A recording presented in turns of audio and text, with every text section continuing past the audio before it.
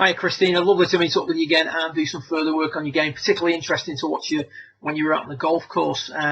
What we have here on the top left is your starting point when we got to the range. When you're out on the course, we did discuss that the hip girdle was swaying off the golf ball, so we weren't keeping the weight forward. You can see now during the range session the hip girdle's been stabilised as per what we see here with sort of Charlie Wee. A little bit of movement on the camera on this one, but you can see there that the hips are in the same sort of position as they were at P1 at address, and then during the downswing the hips can then move continuously forward, so hips sliding and extending whilst turning. That's something else that we discussed. We got into the whole sort of explanation and conversation about what linear movement actually was. So once we'd stabilised the hip girdle, the thing that we then talked about was the fact that the rate of release was quite high. We've got the release point too far back as you're coming into the golf ball. So our release point when the shaft is parallel with the ground is too far back and not in line enough with the centre of the right thigh. Just get rid of that last icon there for you. And then as a result of that, the rate at which the club passes the hands and your ability to hit out at the golf ball is being compromised. So the first change we made was we worked on controlling the rate of closure, trying to feel like the arms were very, very straight so they were hitting out of the golf ball for longer. You can see there at that stage we're starting to improve our ability to hit out. So the key thought there was to just make some little swings, feeling like the arms are like steel rods as you come through.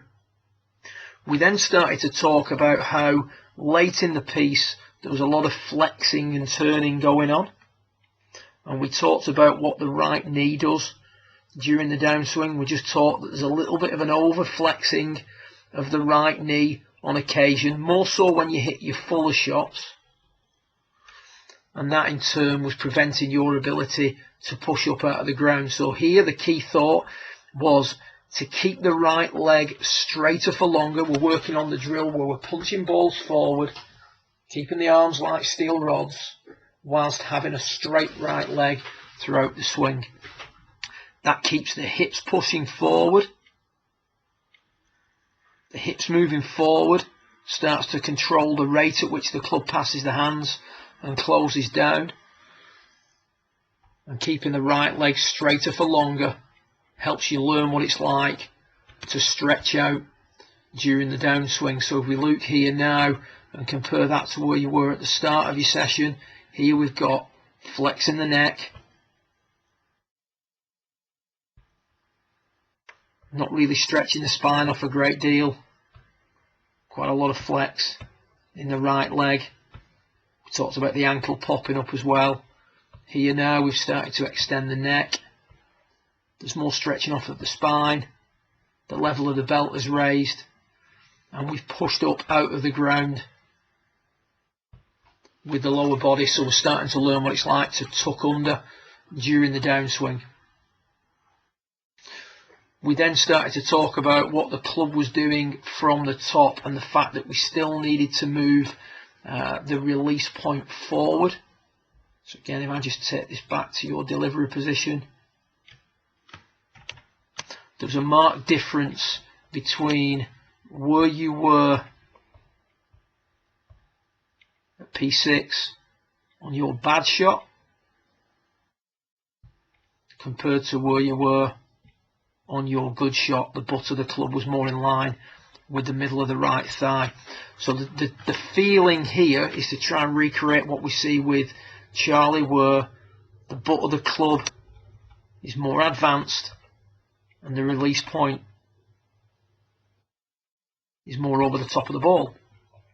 So the maxing out of that feeling is to get the butt of the club in line with the belt buckle by the time the shaft is parallel with the ground. So that's the key feeling here when you're doing this exercise. So from the top, get the butt of the club in line with the belt buckle by the time the shaft is parallel with the ground.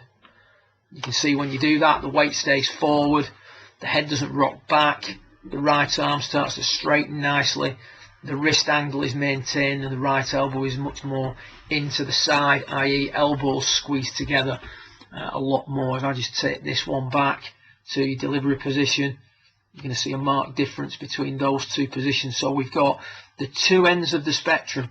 We've got the widest release point that we created on the far left, and by using our drill on the far right, we've got the most advanced release point created. Butt of the club is further forward and lower down, and we talked about that. I've sent you some images over via email relating to that. So the idea then was to sort of drop the club 3 times and then hit on the 3rd occasion. After doing that for a while, we ended up with this swing. Now this shot was absolutely striped, and you're going to see that there's a marked difference between where you were in the centre footage above compared to where you are now. Now this is about 20 minutes in.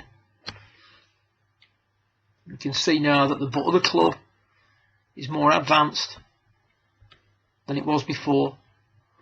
The gap between the right elbow and the side has started to diminish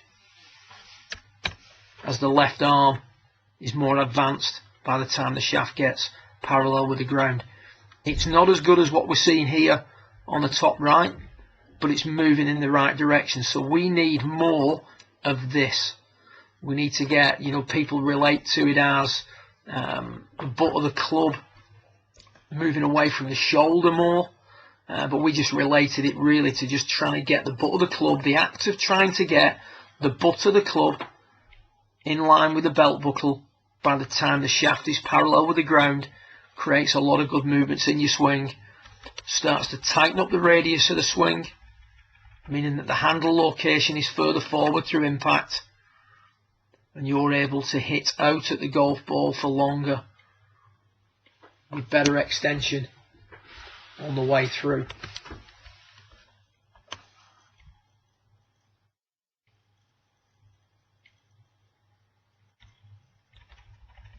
Which I think you'd agree there's a much better looking finish, or much better looking post impact position based on the work that you've done. So right leg straight, arms like steel rods, working on the rate of closure, learning to hit out at the golf ball and get rid of flexion through the ball, and then work on the butt of the club in line with the belt buckle by the time the shaft's parallel with the ground to tighten up the radius of the swing and make that extension piece much easier to create and much easier to control. Good luck with it, and I look forward to meeting with you again in early May to continue work. Well done.